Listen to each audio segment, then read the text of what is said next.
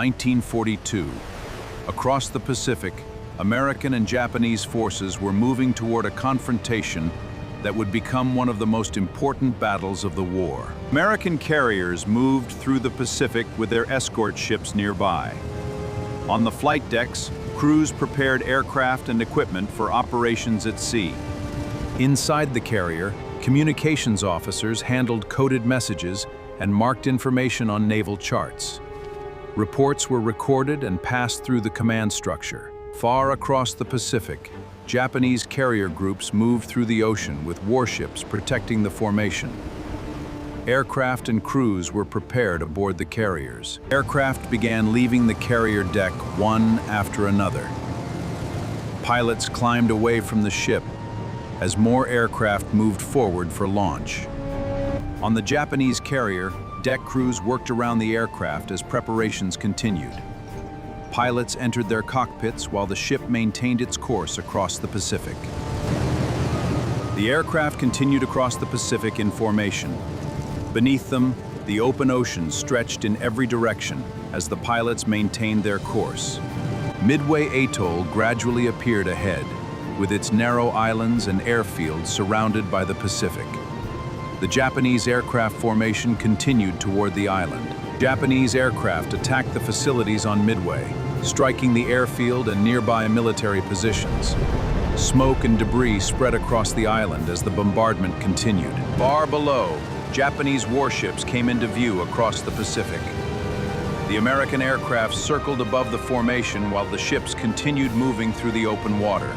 American torpedo bombers descended toward the Japanese formation at low altitude. The ships turned through the water as anti-aircraft guns opened fire around the approaching aircraft. The torpedo bombers pressed their attack at extremely low altitude. One aircraft released its torpedo toward the Japanese formation as the ships continued turning through the water.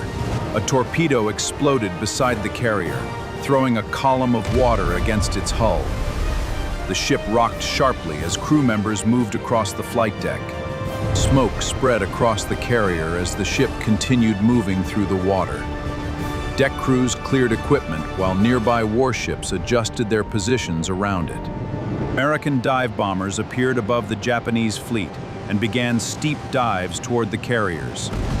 Anti-aircraft fire rose from the ships as the aircraft descended. Bombs were released during the steep dives, striking the carrier's flight deck. Explosions spread across the ship as additional aircraft attacked nearby. Other Japanese ships maneuvered through the formation as American aircraft continued their attacks. Another carrier was struck, sending smoke across its flight deck and into the sky. Japanese aircraft began taking off from the remaining carriers.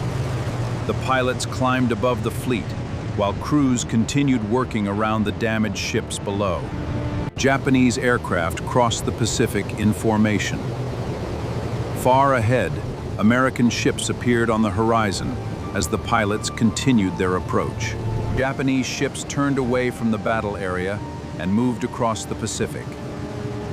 Aircraft climbed from the fleet as the damaged carriers continued with the formation. After days of fighting around Midway, damaged ships and aircraft marked the scale of the battle. The forces moved away as the Pacific returned to a quieter horizon.